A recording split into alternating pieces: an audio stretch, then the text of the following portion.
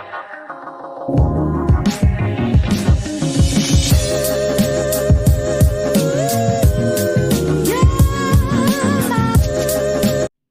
Morning. खमा गणिसा, कैसे हैं आप सब लोग। उम्मीद करती हूँ आप लोग स्वस्थ होंगे, मस्त होंगे और अपने घर में सेफ़ होंगे। ये मैं क्यों बोल रही हूँ आप सब लोग जानते होंगे। अभी न्यूज़ में जो चल रहा है, सोशल मीडिया में जो चल रहा है, वो सभी लोगों को मालूम है और कुछ भी किसी से छुपा नहीं है। वैसे तो बहुत कुछ छुपा है जो शायद हमें मालूम भी नहीं है, या हमें जो बताया जा रहा है वो 50% है, क्योंकि हम लोग जो न्यूज़ में देखते हैं वो तो बहुत कम दिखाया जा रहा है। आप सभी को मालूम होगा जो कोलकाता में हॉस्पिटल में जो डॉक्टर बेटी के साथ जो हुआ, बहुत ही बुरा था, बहुत ही भयानक था, जिसको हम सोचते हैं या सुनते हैं तो हमारी रूह कांप जाती है। तो सोचो जिस बेटी के साथ ये हुआ उसके साथ कितना बुरा हुआ, या जो हमें दिखाया जा रहा है उससे भी भयानक था, या उसके माता पिता पे क्या बीत रही है। ये सोचते हैं, सुनते हैं ना तो बहुत डर लगता है, रोंगटे खड़े हो जाते हैं। लोग बोलते हैं जो सोशल मीडिया पे हैं वो वीडियोस बनाओ, आप बोलो, आप बताओ लोगों को। हमारे बताने से, हमारे बोलने से होगा क्या? आप बताओ, हम क्या कर सकते हैं? हम सिर्फ वीडियोस में बोल सकते हैं, हम बता सकते हैं कि ऐसा ऐसा हुआ है। करेगी तो हमारी सरकार। हमारी सरकार जब तक कुछ नहीं करेगी तब तक कुछ नहीं हो सकता। आप बताओ, क्या इतना मुश्किल है, क्या इतना नामुमकिन है कि जिन्होंने ये किया है उन्हें पकड़ना मुश्किल है? क्या उनको पकड़ना नामुमकिन है? आज साइंस ने इतनी तरक्की कर ली है, आज जगह जगह सीसीटीवी कैमरास होते हैं। अगर नाइट ड्यूटी है तो कौन हॉस्पिटल में आया, कौन नहीं आया, कितने लोग आए, कितने गए, सब कुछ रिकॉर्ड होता है सीसीटीवी कैमरे में। मेन गेट में होता है कैमराज, लॉबी में होता है, जो भी है ना ये कॉन्फ्रेंस रूम होता है, या जहाँ पर ये कुकर्म हुए उसके आजू बाजू क्या कोई कैमराज नहीं होंगे? तो कुछ भी नामुमकिन नहीं है। अगर हमारी सरकार, हमारा कानून चाहे तो बहुत जल्दी उसको उसको नहीं, सॉरी, एक जन नहीं था, उसके पीछे बहुत सारे जन थे, एक दो तीन चार नहीं, उससे भी ज़्यादा लोग थे इस कुकर्म में। और ये प्रूफ हुआ है। ये जो इसका पोस्टमार्टम किया गया उसके अंदर, न्यूज़ में हमें इतनी चीज़ नहीं मालूम चलती। मैंने सोशल मीडिया पे बहुत सारे वीडियोस देखे हैं। एक डॉक्टर, लेडी डॉक्टर है जो कोलकाता से है और उसी हॉस्पिटल से थोड़ी दूरी पे उसका हॉस्पिटल है, और उस लेडी डॉक्टर का नाम है डॉक्टर रक्षिता। उसने बताया कि जब हमारी नाइट ड्यूटी होती है ना, तब जब हम हॉस्पिटल में एंटर होते हैं तभी हम अपने घर वालों को कॉल करते हैं कि हाँ भाई, हम हॉस्पिटल पहुंच चुके हैं, अब आप लोग सो जाओ। क्योंकि सभी पेरेंट्स को चिंता होती है कि बच्चा अब हमारा जा रहा है, बच्चा बाहर रोड पे है, जो भी है।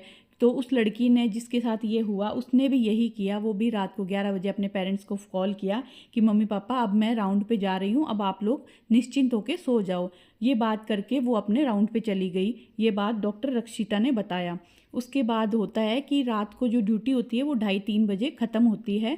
तो उस वक्त क्या हुआ कि वो जो लड़की थी जिसके साथ ये हुआ, उसका नाम देखो मुझे नहीं मालूम, तो वो लड़की जाके अपने रूम में एक सो जाती है। वहाँ पर एक कॉन्फ्रेंस रूम होता है जहाँ पर एक दो बेड लगे होते हैं, सेमिनार रूम जिसको बोलते हैं। तो वहाँ जा कर के वो लड़की सो गई। ये बात भी डॉक्टर रक्षिता ने बताया, क्योंकि सब डॉक्टर को मालूम होता है सबका रूटीन क्या होता है, कितने बजे ड्यूटी होती है, ऐसा ऐसा करके। तो फिर उसके साथ उस बीच में जो हुआ, 2:30-3 बजे के बाद में जो हुआ, या तो उस लड़की को मालूम है या जिन्होंने ये कर्म किए हैं उनको मालूम है। सुबह 11 बजे, ये रात को 8 बजे उसकी, 8 तारीख को रात को उसकी ड्यूटी शुरू होती है। सुबह 9 तारीख को 11 बजे उस लड़की के पेरेंट्स के पास कॉल जाता है कि आपकी बच्ची के साथ, आपकी बच्ची बहुत बीमार है, बहुत तकलीफ़ में है, आप लोग जल्दी जल्दी हॉस्पिटल आ जाओ। ऐसा उसके पेरेंट्स के पास कॉल जाता है। फिर उसके पेरेंट्स के पास थोड़ी देर 15-20 मिनट के बाद एक कॉल और जाता है। बोलते हैं आपकी बेटी ने सुसाइड कर लिया, तो आप लोग जल्दी हॉस्पिटल आ जाओ। फिर बच्ची के माता पिता को कुछ डाउट होता है कि पहले बोला कि बच्ची बहुत बीमार है, फिर बोला गया कि आपकी बच्ची ने सुसाइड कर लिया है, आप लोग जल्दी हॉस्पिटल आ जाओ। तब उनको लगा कि शायद कुछ गलत है, कुछ हुआ है जो हमसे छुपाया जा रहा है। तो उन्होंने अपने पड़ोस के 1-2 लोगों को साथ में लिया और उस बच्ची के पेरेंट्स हॉस्पिटल आए। अच्छा, आपको बता दूं कि ये जो बच्ची के साथ हुआ है वो अपने माँ बाप के इकलौती बच्ची थी। तो फिर वो हॉस्पिटल आए, तो हॉस्पिटल शायद वो 12-1 बजे के करीब वो हॉस्पिटल पहुँचे। तो उस बच्ची, जिस बच्ची के साथ ये हुआ, उसके पेरेंट्स हॉस्पिटल पहुँचे, पर पेरेंट्स को बच्ची से मिलवाया नहीं जा जा रहा है, समझ रहे हो? बच्ची के साथ ये हो चुका है, बच्ची अब नहीं है इस दुनिया में, पर माँ बाप को मिलने नहीं दिया गया। माँ बाप ने बार बार पूछा तो सब आके यही बोल रहे हैं आपकी बच्ची ने सुसाइड कर लिया, आपकी बच्ची ने सुसाइड कर लिया। 4 बजे के करीब उनको अब बच्ची से मिलवाया जाता है, बच्ची को दिखाया जाता है। जब पिताजी उसके बच्ची को जाके देखते हैं तो वो क्या देखते हैं कि बच्ची के शरीर पे जगह जगह खून आ रहा है, पूरी बॉडी पे जगह जगह खून आ रहा है। यहाँ तक कि उसकी आंखों में जो उसने चश्मा लगा रखा था ना, वो चश्मा टूट के उसकी आंखों में धंसा हुआ है, उसकी आंखों से खून आ रहा है। उसकी कॉलर बोन जो गर्दन के पास हड्डी टूटी हुई है, मतलब बहुत ज़्यादा उसकी हालत ख़राब थी। माँ बाप समझ गए कि जो भी हुआ कुछ गलत हुआ है। यहाँ तक कि उसको जो पुलिस को भी बुलाया नहीं जा रहा है, बोले पुलिस केस नहीं बनाई जा रही है। यहाँ तक कि जो पोस्टमार्टम हुआ वो किसी बाहर हॉस्पिटल में होना चाहिए था, क्योंकि उस हॉस्पिटल में उसके साथ गलत हुआ, लेकिन उन्होंने पोस्टमार्टम भी उसी हॉस्पिटल में किया। उसके बाद हॉस्पिटल में पोस्टमार्टम के बाद पता चला कि उस बच्ची के साथ कुछ गलत हुआ है, और गलत करने वाला कोई एक जन नहीं है, कई जन हैं, मतलब एक नहीं दो नहीं, उससे ज़्यादा लोग हुए हैं। ये पोस्टमार्टम रिपोर्ट में आया, और उस बच्ची के साथ इतना जानवरों जैसा सलूक हुआ कि बॉडी का कोई ऐसा पार्ट नहीं है जहाँ पर चोट नहीं लगी हो, या जो हड्डी नहीं टूटी हो, या फिर खून नहीं आया हो। ये नॉलेज मिली है मुझे, जैसे न्यूज़ से देखते हैं या ज़्यादा से ज़्यादा सोशल मीडिया से। न्यूज़ में भी फिर इतना नहीं बताया जा रहा है। उसके बाद में बाकी के हॉस्पिटल में लोगों को, जैसे नर्सिज हैं, डॉक्टर्स हैं, आगे सब मैसेज हुए, सबको पता चला, लोग धरने पे बैठे, और पुलिस ने पुलिस केस बनाने से मना कर दिया। क्योंकि आपको मालूम है जब ऐसा कुछ होता है ना, तो उसके पीछे बहुत सारे लोगों के हाथ होते हैं। उसके बाद में जब लोग धरने पे बैठे, बाकी doctor, senior doctor, junior nurses सब धरने पे बैठे, जब जाके उन्होंने पुलिस केस बनाया, पोस्टमार्टम किया, पोस्टमार्टम रिपोर्ट में बहुत कुछ आया। और उसके बाद जब लोग धरने पे बैठे तो उनको भी कुछ दिन तो बोले, 1-2 दिन तो हमें कोई पूछ भी नहीं हुई, हमें किसी ने पूछा भी नहीं, हमसे बात भी नहीं की। लोग ज़रा से ज़रा दबाने की, इस बात को दबाने की कोशिश कर रहे थे।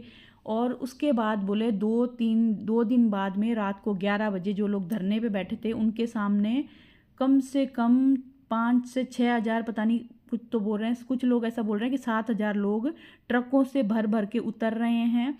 और पुलिस भी उस वक्त कम हो गई थी। रात को 11-12 बजे जो लोग धरने पे बैठे थे उनके पास पहले पुलिस थी, फिर धीरे धीरे पुलिस कम होती गई, तो उन लोगों को डाउट हुआ कि ज़रूर कुछ होने वाला है, कि पुलिस भी कम हो गई और एकदम से इतने लोग आने लगे। और उसी हॉस्पिटल के पास, जिस हॉस्पिटल में मतलब वो सब हुआ था, फिर वो जो लोग आए ना, वो हॉस्पिटल के अंदर गए, यहाँ तक कि जो धरने पे लोग बैठे थे उनके साथ मारपीट हुई, और वो हॉस्पिटल के अंदर गए, और जिस फ्लोर पे जो ये कुकर्म हुए ना, उसके नीचे वाले फ्लोर पे उन्होंने तोड़ फोड़ मचाई। शायद जो लोग आए थे उनको गलत इन्फॉर्मेशन दी गई थी, या कुछ हुआ था कि उनको जाना था 3rd फ्लोर पे, उन्होंने 2nd फ्लोर पे तोड़ फोड़ मचाई, बहुत डॉक्टरों को मारा और बहुत कुछ किया। तो इससे पता चलता है कि जिसने भी ये किया है ना, वो कोई छोटी मोटी हस्ती नहीं है, या जिन्होंने ये किया है उनके परिवार में कुछ ऐसे लोग हैं जो इस चीज़ को दबा रहे हैं, उस चीज़ को आगे नहीं आने दे रहे। तो मुझे ये नहीं समझ में आता कि अगर आप जहाँ काम कर रहे हो आप वहाँ सेफ़ नहीं हो, आप रोड पे अपने देश में सेफ़ नहीं हो, तो आप कहाँ सेफ़ हो? मतलब आप सोच के देखो कि कितना भयानक होगा वो मोमेंट जब उस बच्ची के साथ ये हुआ, और कितना दर्दनाक होगा उसके माँ बाप के लिए ये सुनना, उनके माँ बाप को ये पता चलना कि हमारी बच्ची के साथ कुछ गलत हुआ। ये बात सुनना ही बहुत बड़ी बात है कि आपकी बच्ची ने सुसाइड किया। और जब ये पता चले कि आपकी बच्ची के साथ कुछ गलत हुआ है, और गलत करने वाला 1-2 नहीं बहुत सारे लोग हैं। यहाँ तक कि पुलिस ने किसी एक इंसान को पकड़ा है।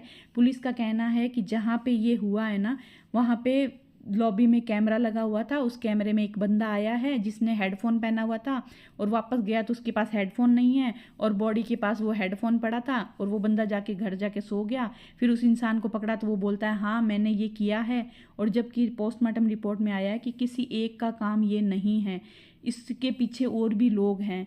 तो मुझे नहीं समझ में आता कि हम कहाँ सेफ़ हैं? क्या हम घर में सेफ़ नहीं हैं? हम रोड पे सेफ़ नहीं हैं? अगर बच्ची नाइट ड्यूटी कर रही है, हॉस्पिटल में सेफ़ नहीं है। वो जो रक्षिता है, डॉक्टर रक्षिता, उसने बताया कि जब हम लोग हॉस्पिटल पहुंचते हैं तो हमारे माता पिता को हम फ़ोन करते हैं कि हाँ, हम हॉस्पिटल पहुंच गए हैं, अब आप सो जाओ। हम लोग वहाँ से निकलते हैं तो मम्मी पापा हमसे बात करते रहते हैं फ़ोन पे कि हाँ भाई, मैं यहाँ पहुँची हूँ, मैं कैब में हूँ, मैं ये हूँ। क्योंकि मैं भी करती हूँ, मेरी बेटी के साथ, सानू मुंबई रहती है, मैं भी उससे बात करती हूँ। हाँ बेटा, तू निकल गई क्या? क्योंकि अभी वो इवेंट थे, तो इसके इवेंट ख़त्म होते थे 9:30-10 बजे, तब वो 10:30 बजे तब वो घर जाती थी। तो मैं उसको बोलती थी, हाँ बेटा तू कैब में बैठ जा, फ़ोन चालू रख। मैं सोती नहीं थी क्योंकि मेरा टाइम है रात को 10 बजे सोने का। तो फिर भी मुझसे बात करती रहती, इतनी बेटा तू कैब में बैठी है, मुझसे बात करती रहे। तू घर पहुंच गई, तू बिल्डिंग में पहुंच गई, अभी तू मुझसे बात कर। तू घर पहुंच जाए, घर के अंदर आ जाए, तब तू बोलना हाँ मैं अब घर पहुंच गई हूँ। जब वो घर पहुंच जाती तब मैं कॉल रखती थी, तब मैं निश्चिंत होकर सोती थी। तो वो डॉक्टर बोली कि हम भी ऐसा ही करते थे। जब हॉस्पिटल पहुंचते हैं तो हम लोग बोलते हैं हाँ हम हॉस्पिटल पहुंच गए मम्मी पापा, अब आप सो जाओ। तो सोचो, अगर हॉस्पिटल पहुंचने के बाद उसके साथ ये होता है तो फिर कहाँ सेफ है लड़कियां। तो मैं तो यही बोलूँगी कि सभी लोगों को, सभी माँओं को, कि अपने बच्चों को आप ये सिखाएं, बेटा हो या बेटी। देखो, बेटियों को इतनी स्ट्रांग बनाओ कि जब इस तरह के राक्षस, इस तरह के वनमानस जो आ जाए ना, उनसे कैसे डील की जाए। खाली बच्चों को खाना बनाना, पढ़ना, शर्म रखना, आंखों की शर्म, और कम बोलना, धीरे चलना, ये सब मत सिखाओ। उनको मजबूत बनाओ ताकि वो डरे नहीं। ऐसी सिचुएशन कहीं भी आ सकती है। ऐसा नहीं कि हॉस्पिटल में, आपके खुद के घर में भी ऐसी सिचुएशन आ सकती है और आप सबसे छुपा नहीं है, जैसा आजकल समय चल रहा है। और बेटों को ये सिखाओ कि बेटा, जैसी इज्जत तू अपनी बहन की करता है, उसकी केयर करता है, अपनी मम्मी की करता है, बेटी की करता है, वाइफ की करता है, वैसी ही केयर दूसरे की बहन बेटी की भी कर। दूसरे की बहन बेटी को देख के उसको अपनी प्रॉपर्टी नहीं, उसकी अपनी जिम्मेदारी समझ कि वो भी किसी की बहन बेटी है। सोचो, जिन्होंने भी ये किया है, क्या किया है, कुकर्म किया है, क्या उनके कोई बहन नहीं है, बेटी नहीं है, माँ नहीं है? तो उनको थोड़ी बहुत भी दया नहीं है? उनको ये नहीं लगा कि जो वो कर रहे हैं वो बहुत बड़ा गुनाह है, पाप है? यहाँ तक कि मैंने ये भी सुना है कि उस हॉस्पिटल में कुछ ऐसे गैर कानूनी काम हो रहे थे जिसके बारे में शायद उस बच्ची को पता चल गया था और वो बाहर जाके किसी को ना बता पाए, इसलिए उसका मुंह बंद करने के लिए ये किया। अब सच्चाई क्या है, या तो उस लड़की को पता थी जो वो इस दुनिया में नहीं है, या हमारी सरकार को पता है, या कानून को पता है, या फिर उन लोगों को पता है जिन्होंने ये किया है। लेकिन जो भी हुआ है बहुत बुरा हुआ है। हम तो अपनी सरकार से यही बोलेंगे कि अब अगर आप नहीं जागे ना तो आप कब जागोगे? अब आपको ठोस कदम उठाने चाहिए थे। मैंने कुछ वीडियोस ऐसे देखे हैं जो बाहर की कंट्री के लोगों ने बनाया है, जिन्होंने बोला है कि इंडिया के रूल्स इतने स्ट्रिक्ट नहीं हैं, जबकि हमारी कंट्री में ऐसा करने वालों को बहुत कड़ी सज़ा दी जाती है और इतना लंबा समय नहीं लगता। क्योंकि आज 15 दिन होने वाले हैं, अभी भी उस केस में कुछ भी नहीं हुआ है। किसी रैंडम आदमी को पकड़ लिया गया है और उसने बोल दिया कि ये मैंने किया है, जबकि ये एक इंसान का काम नहीं है, इसके पीछे और भी बहुत लोग थे। तो हमारी सरकार जब तक ठोस कदम नहीं उठाएगी तब तक ये होते रहेंगे। दिल्ली में जो हुआ उसके बाद सोचा था शायद अब तो कुछ कानून आएंगे, अब तो कुछ ऐसा होगा कि इस टाइप के लोग ऐसे कदम नहीं उठा पाएंगे, इस तरह के क्राइम नहीं होंगे। यहाँ तक कि आज सुबह ही मैंने न्यूज़ में सुना था कि किसी महाराष्ट्र के किसी गांव में स्कूल में 2 छोटी बच्चियों के साथ कुछ ऐसा ही हुआ है। तो सोचो, उस दिन को 15 दिन भी नहीं हुए और फिर से ऐसा कुछ कदम हुए हैं। और कुछ केस ऐसे होते हैं जो हमारे सामने आते हैं, पर कुछ केस ऐसे भी होते हैं जो हमारे सामने आते ही नहीं हैं, दबा दिए जाते हैं। और ऐसा क्यों होता है? क्योंकि हमारी सरकार मजबूत नहीं है। हमारी सरकार कुछ ऐसे ठोस कदम नहीं उठाती जो लोगों की इतनी हिम्मत बढ़ती है। वरना लोगों के अंदर इतना खौफ होना चाहिए कि ऐसा करना तो दूर, वो ऐसा सोच भी ना सके, सोचे तो भी उनके रोंगटे खड़े हो जाए। ऐसे कानून हमारे देश में होने चाहिए। अब मुझे नहीं समझ में आ रहा कि क्या करें। क्या हम बच्चों को घर में बिठा लें? क्या बेटा ये बोले बेटे नहीं तू घर से बाहर मत जा वरना बाहर राक्षस घूम रहे हैं, बेटा तू पढ़ाई मत कर, बेटा तू घर में रह, बेटा तू बाहर मत निकल? समझ रहे हो आप? तो लड़का और लड़की कोई भी हो, आप उन्हें ये समझाओ, लड़कों को भी समझाओ कि बेटा दूसरों की इज्जत क्या होती है, उसको आप समझो। सिर्फ अपनी बहन की रक्षा नहीं, क्योंकि सोशल मीडिया पे आ रहे हैं कि लोग आ रहे हैं हाथ आगे कर रहे हैं, रैंडम लड़कियां उनके राखी बांध रही है। आप ये फीलिंग्स भी लाओ कि हाँ, आप दूसरों की बहन बेटी को अपनी बहन बेटी समझो, उनकी इज्जत क्या होती है आप ये समझो। और बहुत पहले एक सीरियल आया था जिसमें था अगले जन्म हम मोहे बिटिया ना कीजो। तो शायद इस दिन के लिए ही वो सीरियल का जो टाइटल था ना, शायद इसी दिन के लिए था कि जो लेडीज़ है ना वो डरे कि क्या हम बाहर जाएं, क्या हम अगले जन्म में बेटी बनकर इस धरती पे आएँ जब हमारे साथ ये हो रहा है। क्योंकि मैंने बहुत सारे क्रिएटर का देखा है, सब लोग बोल रहे हैं। हालांकि बोलने से कुछ नहीं होगा, बस आप अपने बच्चों को संस्कार दो, अपनी बेटियों को मजबूत बनाओ, बेटों को सिखाओ कि दूसरी बहन बेटियों की इज्जत क्या होती है। और हमारी सरकार थोड़े से मजबूत कदम उठाए, थोड़े से कुछ ऐसे रूल्स बनाए जिससे लोगों के अंदर भय हो, कुछ डर हो। और लोग जो वीडियोस बना रहे हैं ना उसमें भी थोड़ा सा ध्यान दें, क्योंकि इंस्टाग्राम पे मैंने देखा है बहुत ही गलत कंटेंट बनाते हैं लोग वायरल होने के लिए, व्यूज़ पाने के लिए। तो प्लीज़ आप लोग भी थोड़ा सा ध्यान दो, थोड़े से वीडियोस बनाने के चक्कर में, थोड़े से व्यूज़ के लिए, वायरल होने के लिए थोड़ा सा आप ध्यान दो। अपने देश को आप क्या दे रहे हो। तो चलिए दोस्तों, बस यही था आज का ब्लॉग। मुझे ब्लॉग नहीं कहूँगी, बस मन की बात थी। बहुत गुस्सा आता है जब मैं न्यूज़ देखती हूँ या सोशल मीडिया पे ऐसे वीडियोस देखती हूँ, तो मन करता है यार जिसने भी किया जाए जाऊँ उसको इतना मारूँ, पता नहीं क्या करूँ। मतलब दिमागी संतुलन हिल जाता है, बहुत गुस्सा आता है। मैं, मेरे पतिदेव बहुत लंबा टाइम तक इस बात पे चर्चा करते हैं, फिर सोचते हैं नहीं यार, ज़्यादा बात करते हैं ना फिर दिमाग घूम जाता है, दिमाग काम करना बंद हो जाता है, सुन्न हो जाता है। और डर लगने लगता है कि हमारे बच्चे भी बाहर हैं, सिर्फ बेटी नहीं बेटा भी बाहर है। और आजकल जो समय चल रहा है ना, बेटे भी सेफ़ नहीं है। क्योंकि अभी थोड़े टाइम पहले मैंने जोधपुर की भी एक ऐसी न्यूज़ सुनी थी जो जोधपुर के बेटे के साथ कुछ गलत हुआ था। तो यही बोलूँगी, ना बेटा सेफ़ है ना बेटी सेफ़ है। बस आप तो अपने बच्चों को इतना मजबूत, इतना स्ट्रांग बनाओ कि कोई भी उनका फ़ायदा ना उठा सके, उनके साथ कुछ गलत ना कर सके। और आप लोगों की इसके बारे में क्या राय है, आप लोग मुझे ज़रूर बताइएगा। आप लोग क्या सोचते हो, ये जो हो रहा है इसके पीछे कौन है, किसकी गलती की वजह से या किसकी कमज़ोरी की वजह से ये हो रहा है। आप लोग ज़रूर शेयर कीजिएगा अपने मन के भाव। मैंने अपने मन के भाव खुल के आपके सामने रखा कि मैं क्या सोचती हूँ कि इसके पीछे कौन है। सबसे पहले तो हमारी सरकार है जो कि इतनी कमज़ोर है कि अब तक उन लोगों को पकड़ नहीं पाई। क्या नामुमकिन है, क्या इतना मुश्किल है जिन्होंने ये किया है उनको पकड़ पाना? कुछ भी नामुमकिन नहीं है आज के समय में। आज के समय में हमारी साइंस ने बहुत तरक्की की है, बहुत कुछ अचीव किया है।